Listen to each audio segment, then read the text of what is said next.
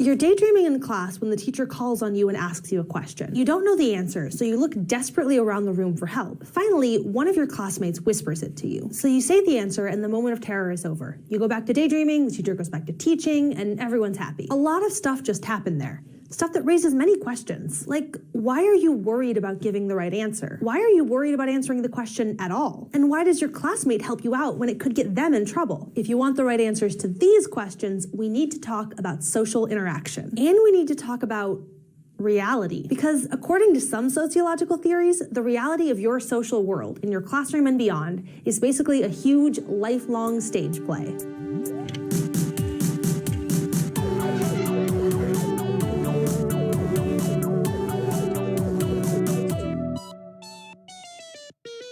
Social interaction is simply the process by which people act and react in relation to others. Whenever people converse or yell or fight or play sports, that's social interaction. And any place you find social interaction, you're going to find social structure. Social structure consists of the relationships among people and groups. And this structure gives direction to and sets limits on our behavior, because our relationships establish certain expectations of everyone involved, depending on the social setting. This is really obvious in a classroom. The teacher teaches and the students learn, because that's the expectation for that relationship in that setting. But if you run into a teacher, say at the mall, you both behave differently and probably awkwardly, because the expectations for your interaction in that social setting have changed. Now, this still doesn't tell us why these relationships work the way they do, but it does tell us where to look.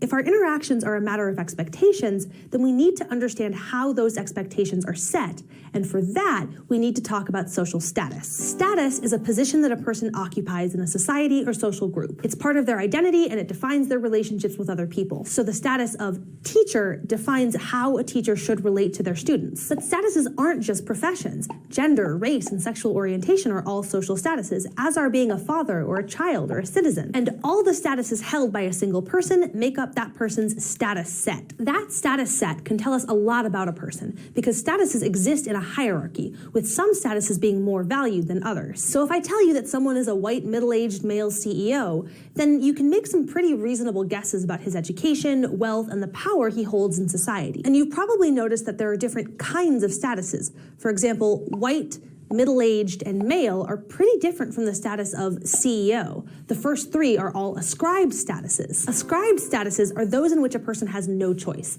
They're either assigned at birth or assigned involuntarily later in life. Race, for instance, is an ascribed status assigned at birth, while the ascribed status of middle-aged happens at a point later in life. CEO, on the other hand, is an achieved status.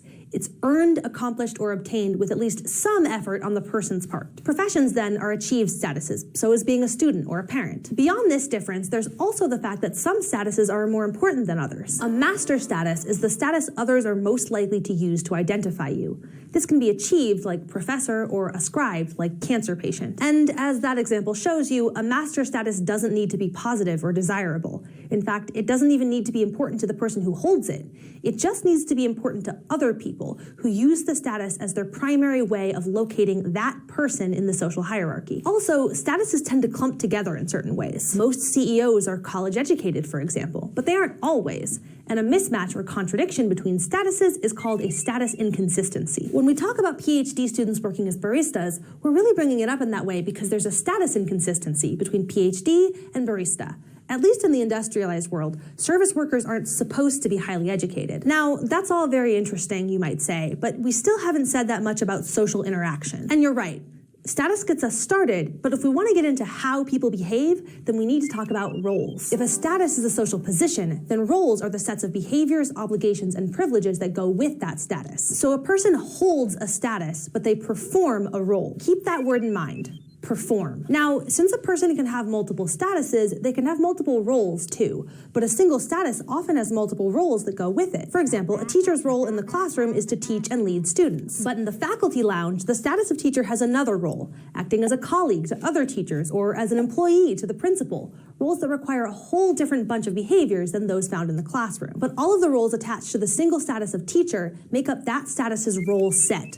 All statuses have role sets, and various role sets can sometimes demand contradictory behaviors of the person who holds that set. When the roles attached to different statuses create clashing demands, that's known as role conflict. Parents who work, for instance, often need to decide between the demands of their jobs and the demands of their families, which can lead to role conflict. And even the roles within a single status can create contradiction in what we call role strain. A student who has responsibilities for class, but also for basketball and orchestra and the yearbook committee, experiences role strain as they try to balance the competing obligation of these roles, all within the context of their status as a student. Now, sometimes, whether it's because of conflict, strain, or other reasons, people just disengage from a certain role in a process called role exit. This can be voluntary, like quitting your job, or involuntary, like getting dumped. In either case, it's rarely as simple as just walking out the door, because roles are a part of who we are. So exiting a role can be traumatic, especially without preparation or if the exit isn't by choice. Now, we've been talking about roles as though they're prescriptive or that they totally determine our behavior, but they don't. Roles are guidelines, expectations that we have for ourselves and that others place on us. We may or may not internalize those expectations, but even if we do, our behavior still isn't completely controlled. But why do statuses come bundled with roles in the first place?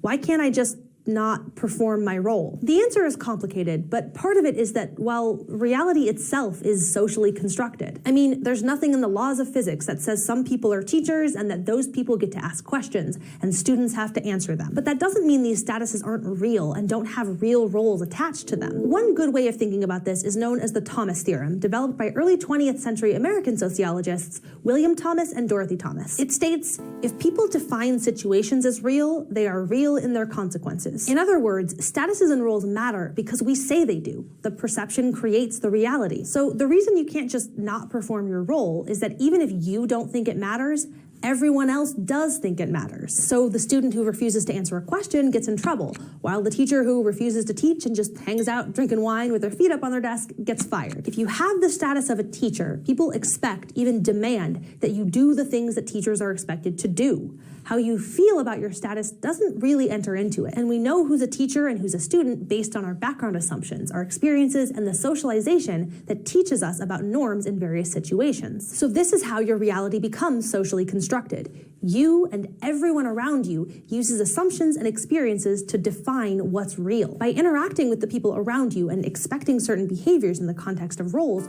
you actually create the social reality that shapes those interactions that you're having. The fact that this happens in interaction is really important because your social reality is not just about you. It's about everyone you're interacting with and their expectations too. It's about maintaining a performance. And this idea of performance is really central to a sociological understanding of how people interact. It's the key to what's known as the dramaturgical analysis of social interaction. This approach, pioneered by Canadian-American sociologist Erving Goffman, understands social interaction as if it were a play performed on stage for an audience. By Goffman's thinking, people literally perform roles for each other, and the point of social interaction is always, at least partly, to maintain a successful interaction that's in line with expectations, that is, to satisfy the audience. In order to do this, people need to carefully control the information others receive about them in a process called impression management. Like, if you're out on a first date, you're not going to talk about how your last relationship ended because you don't want to create a bad impression. But impression management isn't merely a matter of what you say and don't say.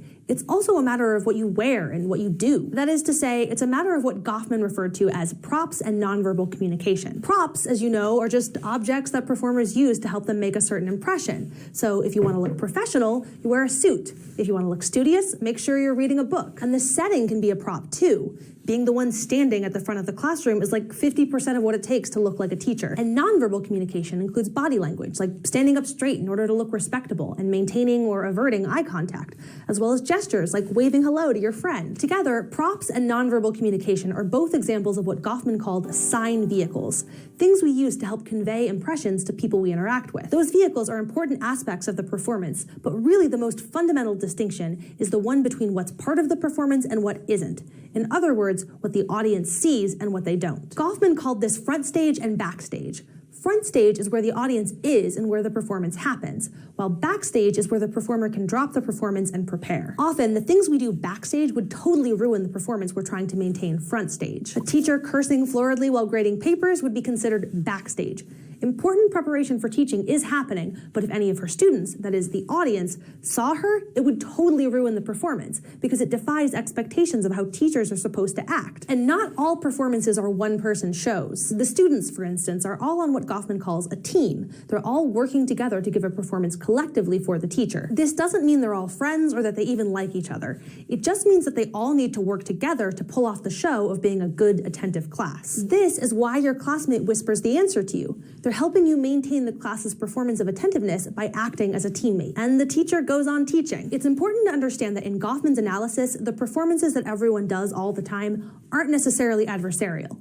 The students perform for the teacher, and the teacher performs for the students, but everyone involved wants the performance to go smoothly. You may not ever win an Oscar, but according to dramaturgical analysis, your social interactions are where your statuses, roles, and all of the expectations that they entail come together for you to give, literally, the performance of your life. And that performance is the stuff of social reality. Today we learned about social interaction. We talked about statuses, how you come to have them, and how they can conflict.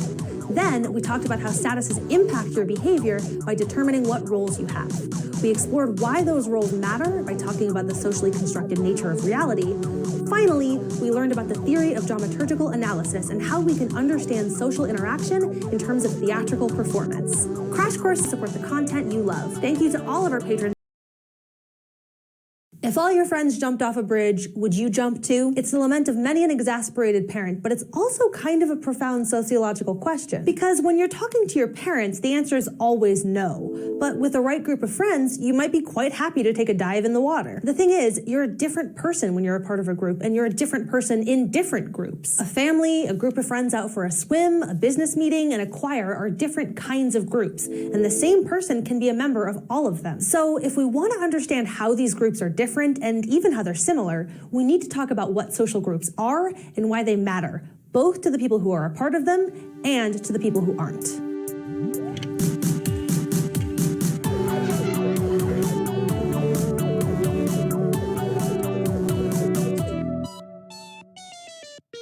The choir, the meeting, the friends, and the family are all examples of social groups. A social group is simply a collection of people who have something in common and who believe that what they have in common is significant. In other words, a group is partly defined by the fact that its members feel like they're part of a group. This is obviously a pretty broad definition, but it does have its limits, and you can see these limits if you compare social groups to aggregates and categories. An aggregate is a set of individuals who happen to be in the same place at the same time. All the people passing through Grand Central Station at 1 o'clock on a Friday afternoon are an aggregate, but they aren't a group because they don't share a sense of belonging. Categories, meanwhile, consist of one particular kind of person across time and space. They're sets of people who share similar characteristics.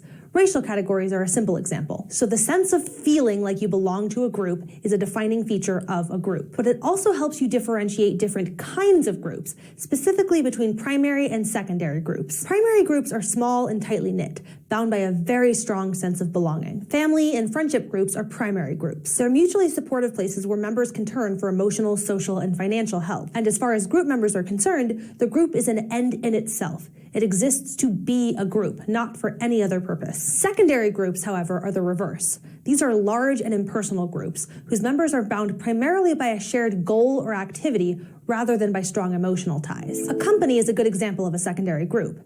Employees are often loosely or formally connected to one another through their jobs, and they tend to know little about each other, so there's a sense of belonging there, but it's much more limited. That's not to say that coworkers never have emotional relationships. In fact, secondary groups can become primary groups over time, as a set of coworkers spends time together and becomes a primary group of friends. And while a gang of friends and a company clearly have a lot of differences, they also have at least one major similarity. They're both voluntary. If you belong to that group, it's because you choose to join. But there are also plenty of involuntary groups in which membership is assigned. Prisoners in a prison are members of an involuntary group, as are conscripted soldiers. Now that we understand a little bit about what groups are, we can start to study how they work, beginning with group dynamics, or the way that individuals affect groups and groups affect individuals. If we want to think about how individuals affect groups, a good place to start is with leadership. Not all groups have formally assigned leaders, but even groups that don't often have de facto leaders, like parents in a family. A leader is just someone who influences other people in the group. And there are generally two types of leadership: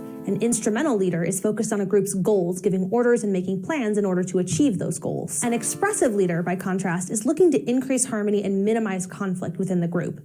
They aren't focused on any particular goal. They're just trying to promote the well-being of the group's members. And just as leaders may differ in what they're trying to do, so too can they go about doing it in different ways. I'm talking here about leadership styles, of which we have 3. Authoritarian leaders lead by giving orders and setting down rules which they expect the group to follow.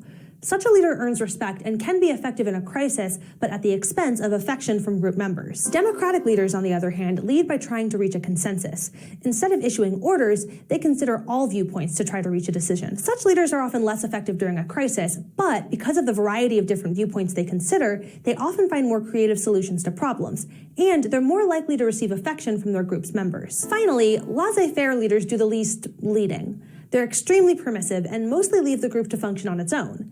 This means lots of freedom, but it's the least effective style at promoting group solidarity and least effective in times of crisis. So leadership is one way that individuals affect groups, but groups also affect individuals. You can see this especially clearly in group conformity, where members of a group hew to the group's norms and standards. Basically, group conformity is the reason that you do jump off the bridge with your friends. And this has been demonstrated in some fascinating experimental results. Let's go to the thought bubble to learn about perhaps the most famous or infamous experiment on conformity. The Milgram experiment was run by American psychologist Stanley Milgram in 1974, and it was presented as an experiment in punishment and learning with 2 participants. One participant was the teacher, who read aloud a series of word pairs and then asked the other participant, the student, seated in another room, to recall them. The student was strapped to a chair and wired up with electrodes. For each wrong answer, the experimenter, who was standing beside the teacher, instructed the teacher to deliver a painful electric shock to the student. With each wrong answer, the intensity increased from an unpleasant few volts up to 450 volts, a potentially deadly shock. But the experiment was not about punishment or learning.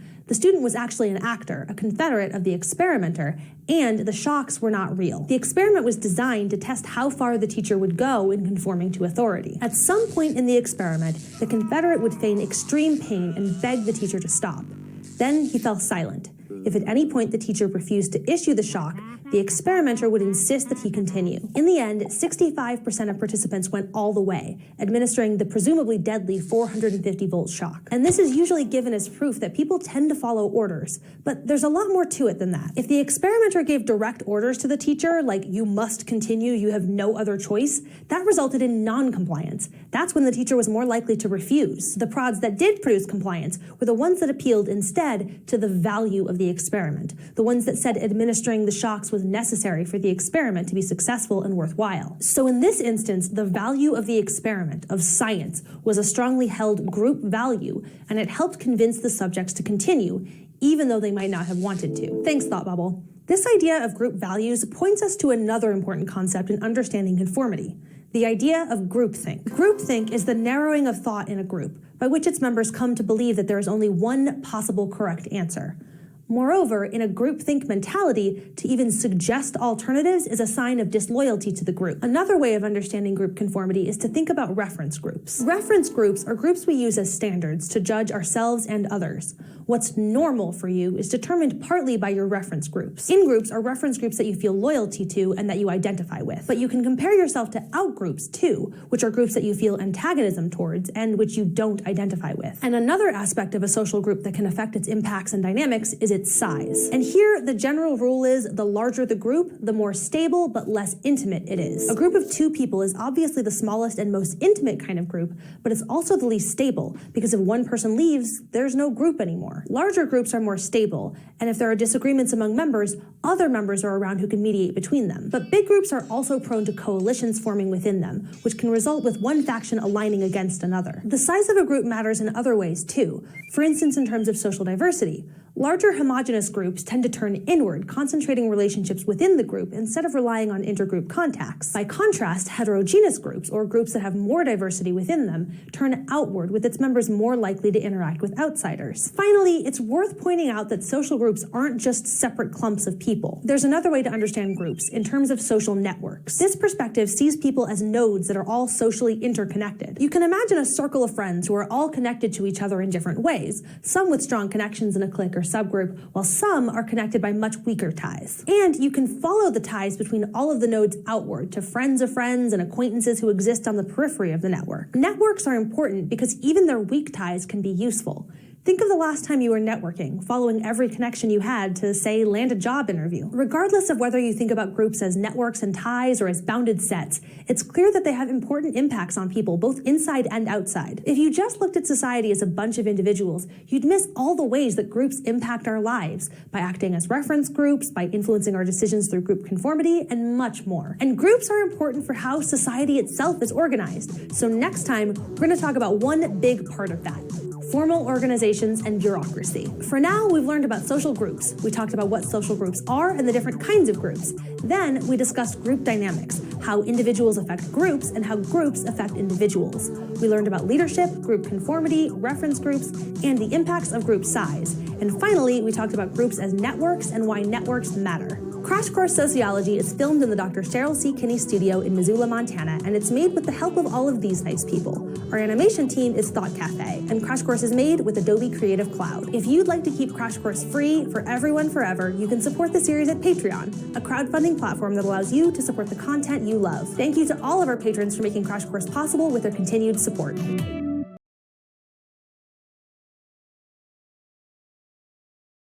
Every year, we consume immense quantities of goods that make their way from one side of the planet to the other. But have you ever wondered how this enormous flow of goods is organized so that stuff made in China is available in stores in rural Montana? It happens because formal organizations make it happen. Our world is structured by formal organizations, and life as we now know it can't exist without them. But it's not all rainbows and butterflies and incredibly extensive trade networks, because within these organizations lurk some pretty substantial dangers.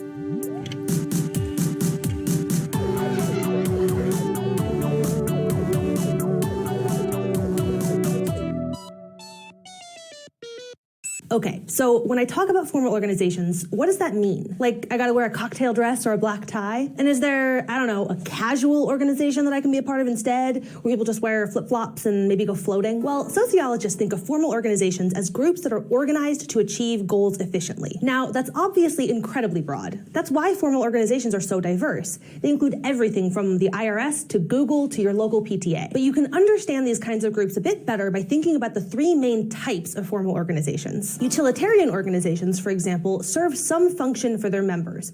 Businesses pay their employees, and schools teach their students and also pay their teachers. Normative organizations, sometimes called voluntary associations, are organizations that people join as volunteers. They're called normative because people join them to pursue some goal that they think is morally worthwhile.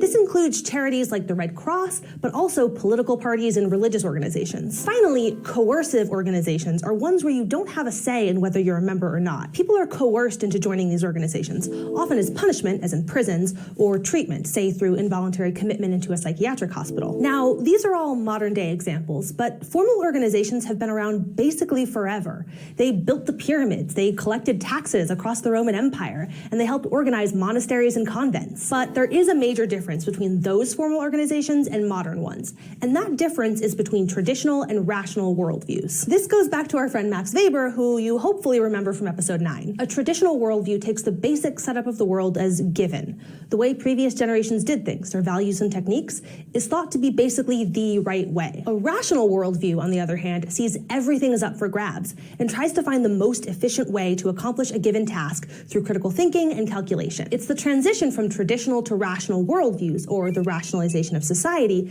that ushered in modernity for Weber. And we can see this rationality at work in an especially pervasive kind of formal organization: the bureaucracy. A bureaucracy is an organization that's been rationally constructed to do things efficiently. And according to Weber, every bureaucracy has 6 main things in common, which we introduced in episode 9, but to recap, its members each have specialized roles that fit together in a hierarchy, that is, a clear chain of command linked by formal written communications. Members of a bureaucracy also complete their work with technical competence, treating colleagues and customers without regard for their individual personal traits. That is, everyone's treated impersonally. And all of this functions according to detailed rules and regulations, literally by the book. These 6 traits make bureaucracies extremely efficient at what they do. But the very things that make bureaucracies effective also cause their share of problems. One problem is just that sometimes bureaucracies are not actually that efficient. Since bureaucracies are strictly hierarchical and rule-based, those rules can sometimes get in the way. This is what people mean when they talk about bureaucratic red tape. And that focus on rules leads to another kind of inefficiency: bureaucratic ritualism. In this case, the rules become a kind of end in themselves, ultimately interfering with the organization's goals. Faith in the rules can become just as damaging as faith in tradition ever was. And a group's goals can even shift so much that it comes down with what's known as bureaucratic inertia. This is where an organization's ultimate goal becomes just to perpetuate itself, to keep existing. This can be an intentional choice made by those who have the most to lose if the organization were to disappear, but it can also happen just because its members believe that the organization does good work. And it's not just that bureaucracies aren't always efficient or that their goals change. Their hierarchies create another problem, the problem of oligarchy, or the rule of the many by the few. Now, of course, a hierarchical organization is going to be an oligarchy. After all, in a hierarchy, the people at the top make decisions for everyone else to carry out.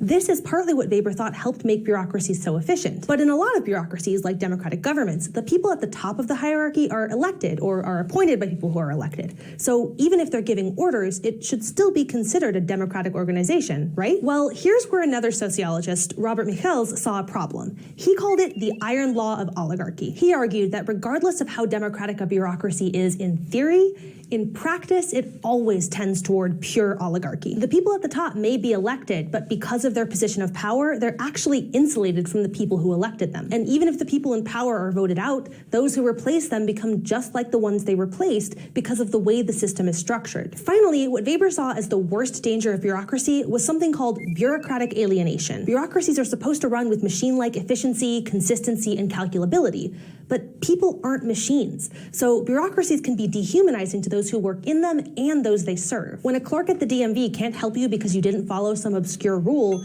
they're doing their job right. And if they exercise their personal reasoned judgment and ignore the rule, they're doing their job wrong. To be a good bureaucrat is not to think for yourself, but to be a good cog in the machine. Despite all these problems, we still see rationalization all over the place, including in the workplace, through what's known as scientific management. Scientific management is a system devised by American engineer Frederick Taylor, who in the early 1900s sought to make industry work more efficiently. He came up with a process in which management closely observes and systematizes how workers do their jobs so that those jobs could be refined over time, making them more efficient. Taylor's ideas were incredibly influential, and in time, companies across the US adopted them. So from governments to corporations, the bureaucratic model of formal organizations has taken hold to be a regular part of modern life. But in addition to the problems that bureaucracy can cause, American formal organizations in particular have faced many challenges over the last century due to changes in what's called the organizational environment. Simply put, that's just the environment in which organizations exist and operate. The organizational environment includes things like technology, political and economic trends, and population patterns. And in the US, one of the main challenges that formal organizations have faced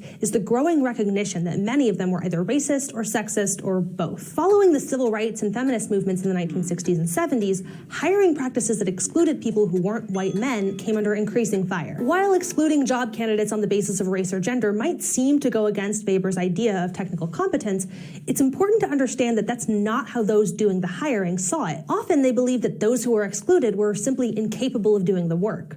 Until they were forced to do otherwise by changes in the organizational environment, many were quite happy to go on excluding large swaths of their talent pools. More recently, another challenge has come in the form of big economic shifts and the changing nature of work itself. As the US transitions from an industrial to post-industrial economy, there are fewer manufacturing jobs and more jobs based around creating and processing information. Frederick Taylor's vision of work as a series of discrete rote tasks might have been a good way to improve assembly lines, but applying it to things like programming, design, or marketing just hasn't worked. As a result, we've seen a lot of important changes in the organizations that house these newer kinds of jobs. Workers have more creative freedom and more flexibility around when and where they work, and organizational hierarchies have flattened.